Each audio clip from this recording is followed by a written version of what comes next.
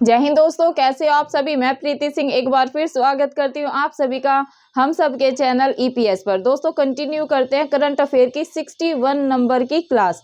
इससे पहले दोस्तों 60 लेक्चर कवर हो चुके हैं, तो जो स्टूडेंट नए जुड़ते हैं तो वो पहले जाकर वो कक्षाएं देखें। तो दोस्तों आप इस कक्षा को भी अच्छे से कनेक्ट कर पाएंगे। वैसे कनेक्ट करने वाली तो ऐसी बात नहीं है, करंट में रोज डेली टू डेली दोस्तों जितनी भी घटनाएं घटित हो रही है मैं साथ साथ वो कवर कराते हुए चल रही हूँ। तो आप जैसे नए नए स्टूडेंट भी आते हैं ना, वो मेरी क्लास ये देखेंगे तो वो तुरंत ही कनेक्ट कर लेंगे। लेकिन इससे पहले भी आप जो मैंने 60 लेक्चर कराए हैं वो देख सकते हैं। आपको स्टेट लेवल पीसीएस या आप कोई भी कॉम्पिटिटिव एग्जाम्स की तैयारी क्यों ना करें, उसमें आपको पूरी मदद दोस्तों उन लेक्चर से पक्का होगी, क्योंकि वहां पर काफी डिटेल में चर्चा की गई है। जो भी जैसे न्यूज में जो भी चर्चा में खबरें रही है ना, तो उन पे विस्तार से मैंने चर्चा की है। दोस्तों आज करेंगे 61 नंबर का लेक्चर। पहला ही क्वेश्चन लिया है दोस्तों, इजराइल के 6th टाइम मतलब छठवीं बार दोस्तों पीएम कौन बने हैं। पीएम से भी दोस्तों अगर आपने अपने स्टेट लेवल पीसीएस के क्वेश्चन सोल्व कर रखे तो आपने देखा होगा, जैसे इजराइल के पीएम हो गए, ब्रिटेन के नए पीएम कौन बने हैं। तो दोस्तों यहाँ से भी क्वेश्चन बनते हैं।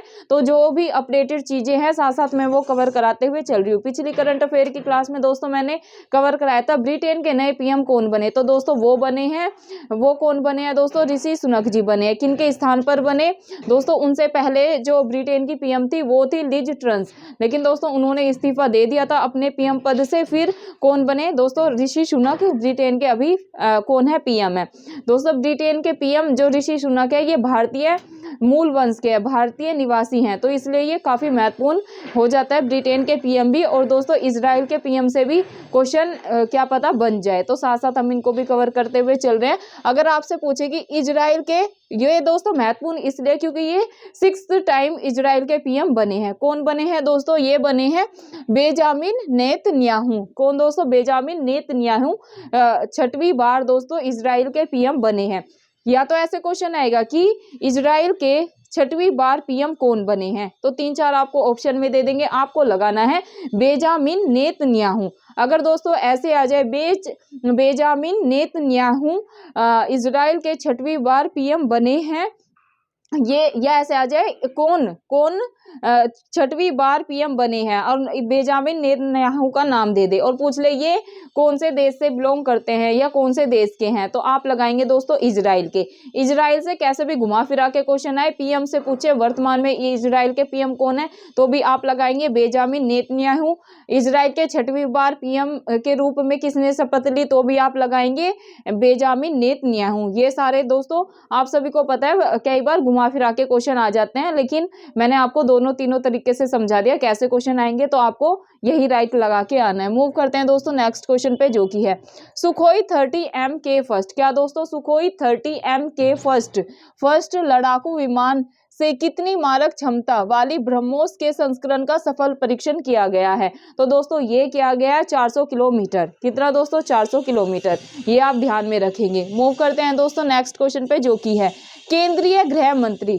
केंद्रीय गृह मंत्री कौन है, पहले आप सभी को ये पता होना चाहिए। केंद्रीय गृह मंत्री अमित शाह कौन है दोस्तों, गृह मंत्री है अमित शाह, ये आपको ध्यान में रखना है। रक्षा मंत्री कौन है, रक्षा मंत्री है दोस्तों राजनाथ सिंह। ये दोनों को आपको समझना है, कई बार ऐसे भी पूछ लेते हैं कि गृह मंत्री कौन है, तो आप लगाएंगे अमित शाह। अगर रक्षा मंत्री पूछ ले तो राजनाथ सिंह। क्वेश्चन है दोस्तों, केंद्रीय गृह मंत्री जो कि हैं अमित शाह द्वारा सीमा सुरक्षा बल के किस मोबाइल ऐप का लोकार्पण किया गया है। तो दोस्तों ये किया गया है प्रहरी ए। ये मोबाइल का ऐप का नाम आप याद रखेंगे, क्योंकि दोस्तों अगर आपने स्टेट लेवल पीसीएस में देखा होगा, ऐप से और योजनाएं हो गई और जैसे संयुक्त सैन्य अभ्यास हो गया दोस्तों, और जो ये सूचकांक जारी होते हैं यहाँ से हर बार क्वेश्चन बनता ही बनता है। तो अगर आ जाए कि भाई केंद्रीय गृह मंत्री अमित शाह द्वारा सीमा सुरक्षा बल के लिए किस मोबाइल ऐप का लोकार्पण किया गया है, सीमा सुरक्षा बल के लिए आ जाए तो आप लगाएंगे कि प्रहरी ए का लोकार्पण किया गया है। किसके द्वारा किया गया है, ये किया गया है दोस्तों गृह मंत्री अमित शाह के द्वारा। राजनाथ सिंह कौन है, ये है रक्षा मंत्री। अब दोस्तों मूव करते हैं नेक्स्ट क्वेश्चन पे, जो कि है पीएम नरेंद्र मोदी ने पश्चिम बंगाल की पहली वंदे भारत एक्सप्रेस को किस मार्ग पर प्रारंभ किया है। तो दोस्तों ये किया है हावड़ा न्यू पाईगुड़ी पर। क्या दोस्तों? हावड़ा हावड़ा न्यू जलपाईगुड़ी, ये ध्यान रखेंगे आप, ठीक है। क्या है क्वेश्चन? पीएम नरेंद्र मोदी ने पश्चिम बंगाल की, आपको फोकस करना है, पश्चिम बंगाल की बात हो रही है दोस्तों। किसकी बात हो रही है? पश्चिम बंगाल की पहली वंदे भारत एक्सप्रेस को किस मार्ग पर प्रारंभ किया है? तो दोस्तों मार्ग याद रखना है आप लोग, आपको हावड़ा न्यू जलपाईगुड़ी, हावड़ा न्यू जलपाईगुड़ी, ये आपको ध्यान में रखना है। अब दोस्तों ये तो हो गई पश्चिम बंगाल की पहली वंदे भारत एक्सप्रेस की बात। अब दोस्तों एक दो तीन क्वेश्चन यहाँ से और बनते हैं, वो भी मैं आपको करा देती हूँ। अगर आ जाए भारत की पहली वंदे भारत एक्सप्रेस वे कहाँ से कहाँ के बीच में प्रारंभ की गई थी? तो दोस्तों ये की गई थी दिल्ली से वाराणसी। किसके बीच में? दिल्ली से वाराणसी। अगर दोस्तों दक्षिण भारत की पहली पूछे तो आप ध्यान में रखेंगे मैसूर टू चेन्नई, ये दोनों तीनों जो भी वंदे भारत एक्सप्रेस के लिए दोस्तों महत्वपूर्ण है, यहाँ से क्वेश्चन बनते हैं दोस्तों। वंदे भारत एक्सप्रेस ये काफी महत्वपूर्ण है, तो मैंने आपको पश्चिम बंगाल की पहली भी बता दी किन किन के बीच में चली। और दोस्तों भारत की पहली आ जाए तो दिल्ली से वाराणसी आपको लगाना है। दक्षिण भारत की पहली पूछे तो दोस्तों आपको लगाना है मैसूर से चेन्नई। मूव करते हैं दोस्तों नेक्स्ट क्वेश्चन पे, जो की है गुरु गोविंद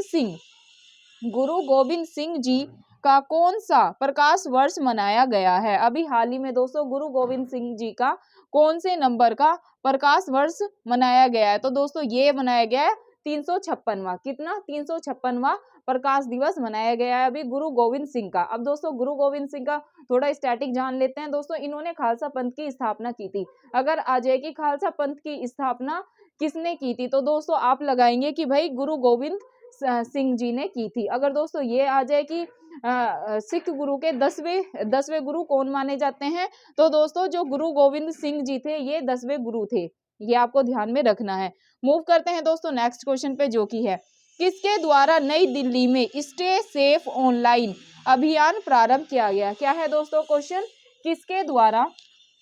किसके द्वारा नई दिल्ली में स्टे सेफ ऑनलाइन अभियान प्रारंभ किया गया? तो दोस्तों ये किया गया है अश्वनी वैष्णव के द्वारा। किसके द्वारा दोस्तों? अश्वनी वैष्णव के द्वारा दिल्ली में स्टे सेफ ऑनलाइन अभियान प्रारंभ किया गया है। आपको अभियान का नाम ध्यान रखना है। अगर स्टे सेफ ऑनलाइन अभियान आ जाए कि भाई नई दिल्ली में किसके द्वारा शुरू किया गया है, तो आप ध्यान में रखेंगे दोस्तों अश्वनी वैष्णव। नेक्स्ट क्वेश्चन पे मूव करते हैं दोस्तों, जो की है किस मंत्रालय द्वारा प्रज्वला चैलेंज लॉन्च किया गया? तो दोस्तों ये किया गया है ग्रामीण विकास मंत्रालय के द्वारा लॉन्च। क्या दोस्तों? आपको फोकस करना है किस मंत्रालय से भी दोस्तों क्वेश्चन बनते हैं, तो इसको भी आपको क्वेश्चन को अच्छे से समझना है। अगर आ जाए किस मंत्रालय के द्वारा, फोकस किस पे करना है? प्रज्वला चैलेंज लॉन्च किया गया है, तो दोस्तों ये किया गया है ग्रामीण विकास मंत्रालय के द्वारा। किसके द्वारा दोस्तों? ग्रामीण विकास मंत्रालय के द्वारा ये प्रज्वला चैलेंज लॉन्च किया गया है, ये आपको ध्यान में रखना है।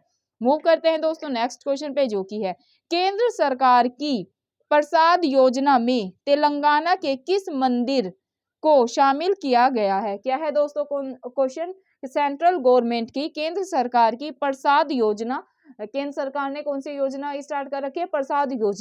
प्रसाद योजना में तेलंगाना के किस मंदिर को शामिल किया गया है? तो दोस्तों ये किया गया है, 2 मंदिर को शामिल किया गया है इसमें प्रसाद योजना में। एक तो तेलंगाना के भद्राचलम मंदिर को, और दूसरा दोस्तों रुद्रेश्वर को रुद्रेश्वर रामप्पा मंदिर को। 2 मंदिर आपको ध्यान रखने हैं। अगर आ जाए केंद्र सरकार की जो प्रसाद योजना है, इसके तहत तेलंगाना के किस मंदिर को शामिल किया गया? 3-4 मंदिर के नाम दे दे, फिर दे दे ए बी सही है, बी सी सही है, सी डी सही है। तो आपको 2 मंदिर के नाम दोस्तों याद रखने हैं।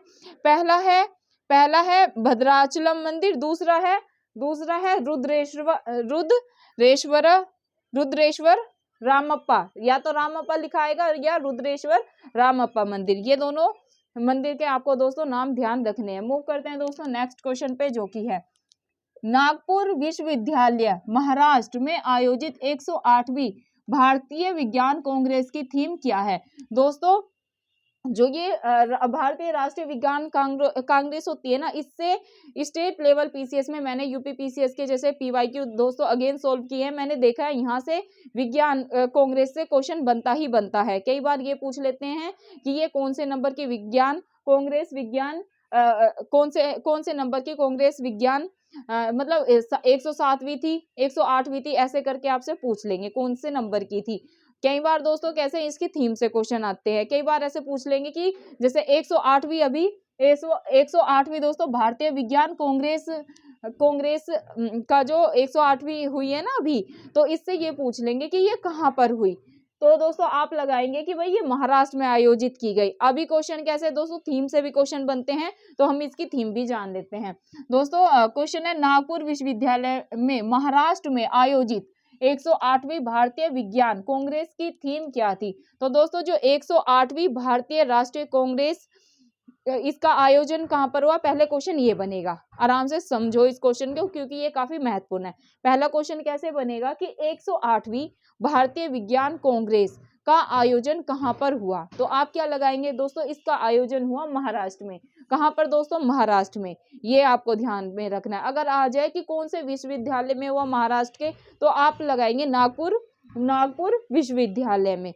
सेकंड, 2 क्वेश्चन हो गए दोस्तों। थर्ड क्वेश्चन कैसे बनेगा कि भारतीय विज्ञान कांग्रेस ये कौन सा आयोजन था, भारतीय विज्ञान कांग्रेस का ये कौन से नंबर का आयोजन था, 107वां, 106वां, 108वां। तो आप लगाएंगे कि भारतीय विज्ञान कांग्रेस का दोस्तों ये 108 नंबर का आयोजन था। ये थर्ड क्वेश्चन ये बनेगा। फोर्थ क्वेश्चन दोस्तों थीम से बनेगा। थीम से कैसे बनेगा कि भाई नागपुर विश्वविद्यालय महाराष्ट्र में आयोजित 108वीं भारतीय विज्ञान कांग्रेस की थीम क्या है। तो दोस्तों आपको थीम भी याद रखनी है। थीम है दोस्तों महिला सशक्तिकरण के साथ सतत विकास के लिए विज्ञान और प्रौद्योगिकी। दोस्तों इसकी थीम काफी महत्वपूर्ण है। यहाँ से दोस्तों क्वेश्चन इस बार स्टेट लेवल में या कोई भी आप एग्जाम्स की तैयारी कर रहे हैं वहां पर आपको देखने को मिल सकता है। अगर 108वीं भारतीय विज्ञान कांग्रेस की आपसे थीम पूछे तो आप लगाएंगे कि महिला सशक्तिकरण के साथ सतत विकास के लिए विज्ञान और प्रौद्योगिकी। मूव करते हैं दोस्तों नेक्स्ट क्वेश्चन पे, जो कि है किस देश ने यूरोपीय संघ की मुद्रा यूरो को अपनाया। क्या है क्वेश्चन दोस्तों, हाल ही में किस देश ने यूरोपीय संघ की जो मुद्रा है यूरो को अपनाया। तो दोस्तों ये अपनाया है क्रोएशिया ने। किसने दोस्तों, क्रोएशिया ने। ये आप ध्यान में रखेंगे। मूव करते हैं दोस्तों नेक्स्ट क्वेश्चन पे, जो कि है एनटीपीसी द्वारा पहली हरित हाइड्रोजन मिश्रण परियोजना को कहां प्रारंभ किया गया। क्या है दोस्तों क्वेश्चन कि एनटीपीसी द्वारा पहली हरित हाइड्रोजन मिश्रण परियोजना को कहां प्रारंभ किया गया। तो दोस्तों ये प्रारंभ किया गया है गुजरात में। कहां पर प्रारंभ किया गया है दोस्तों, ये प्रारंभ किया गया है गुजरात में। गुजरात कहां पर है दोस्तों, गुजरात है, गुजरात ये रहा। यहाँ पर क्या प्रारंभ किया गया है दोस्तों, एनटीपीसी द्वारा पहली आप फोकस करेंगे, पहली हरित हाइड्रोजन मिश्रण परियोजना पूछ ले तो दोस्तों आप लगाएंगे गुजरात। ये परियोजना गुजरात में प्रारंभ की गई है। मूव करते हैं दोस्तों नेक्स्ट क्वेश्चन पे, जो कि है हाइड्रोजन संचालित ट्रेन शुरू करने वाला एशिया का पहला देश कौन बन गया। तो दोस्तों ये बना है चीन। अगर आ जाए हाइड्रोजन से संचालित ट्रेन शुरू करने वाला, बात हो रही है दोस्तों एशिया की, एशिया का पहला देश कौन बन गया है। अगर एशिया का पूछे तो दोस्तों आपको लगाना है कि चीन बन गया है। लेकिन अगर विश्व का पूछे तो दोस्तों विश्व में हाइड्रोजन संचालित ट्रेन शुरू करने वाला देश है जर्मनी। कौन दोस्तों, जर्मनी। ये आपको ध्यान में रखना है।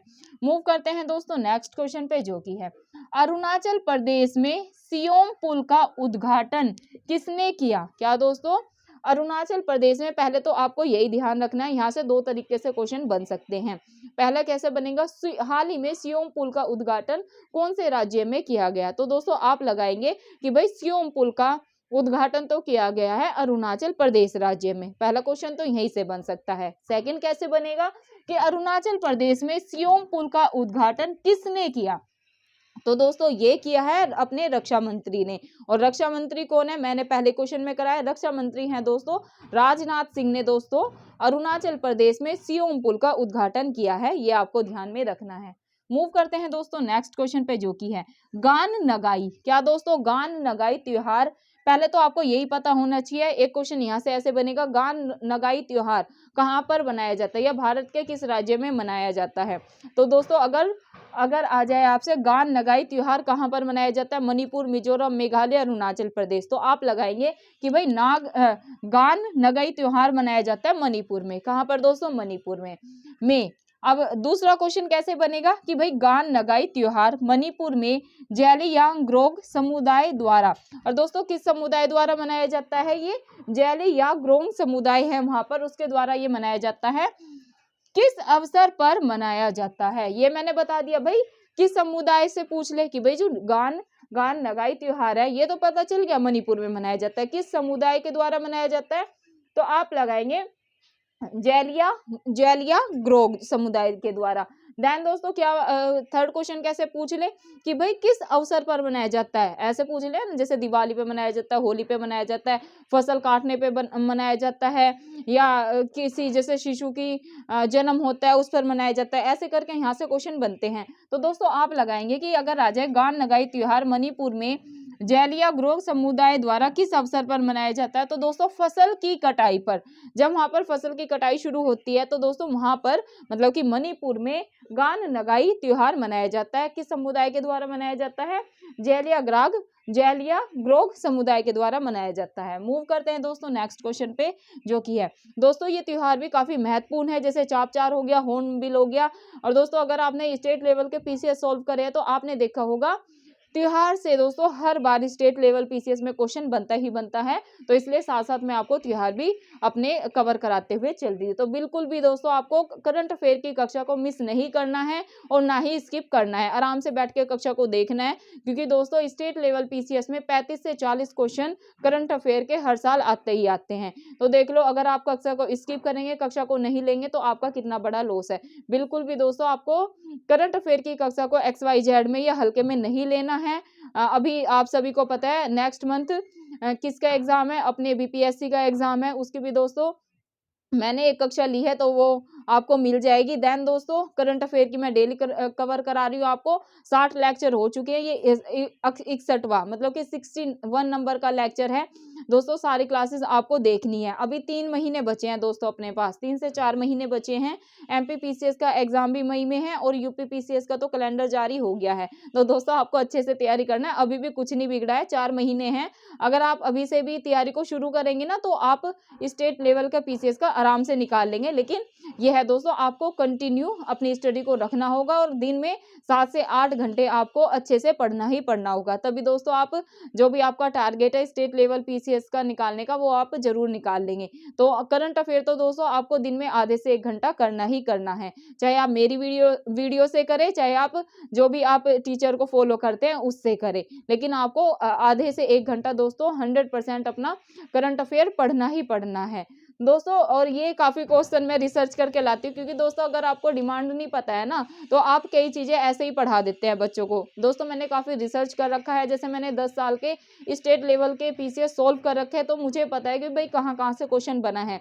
मैंने दोस्तों देखा कि त्योहार से बने हैं, फीफा से बने हैं, और अपना जो ये यूथ गेम है यहाँ से बने हैं, और हर बार दोस्तों सूचकांक से और संयुक्त सैन्य अभ्यास से और खेलों से दोस्तों क्वेश्चन आते ही आते हैं, और बुक से किताबों से भी दोस्तों हर साल 1 से 2 क्वेश्चन करंट अफेयर में पूछे जा रहे हैं। तो साथ साथ मैं अपनी करंट अफेयर की क्लास में आपको वो सब कवर कराते हुए चल रही हूँ दोस्तों। काफ़ी रिसर्च करके, काफ़ी मेहनत करके आपके लिए क्लास बनाई जाती है। तो दोस्तों अभी तो मैं 3-3 क्लास एक दिन में करा रही हूँ, तो आपको अच्छे से क्लास को देखना है, स्किप नहीं करना है दोस्तों। वीडियो को आपको ज़्यादा से ज़्यादा शेयर करना है, और आपको अगर आप अच्छे से दोस्तों करंट अफेयर की क्लास लेते हैं ना तो 100% मैं गारंटी लेती हूँ इससे बाहर आपको दोस्तों करंट अफेयर नहीं मिलेगा देखने को। क्योंकि मैं डेली टू डेली दोस्तों आपको अभी जैसे सन 2023 है तो इसके भी साथ साथ करंट अफेयर कराते हुए चल रही हूँ। जो सन 2022 की है वो भी, जो मुझे महत्वपूर्ण क्वेश्चन लग रहे हैं वो भी साथ साथ कवर कराते हुए चल रही हूँ। अब दोस्तों जैसे कि यहाँ पर है, अगर आपने देखा होगा हेनले पासपोर्ट इंडेक्स से भी पिछले सालों में पीसीएस में क्वेश्चन पूछे गए हैं, तो नेक्स्ट क्वेश्चन मैंने वही लिया है।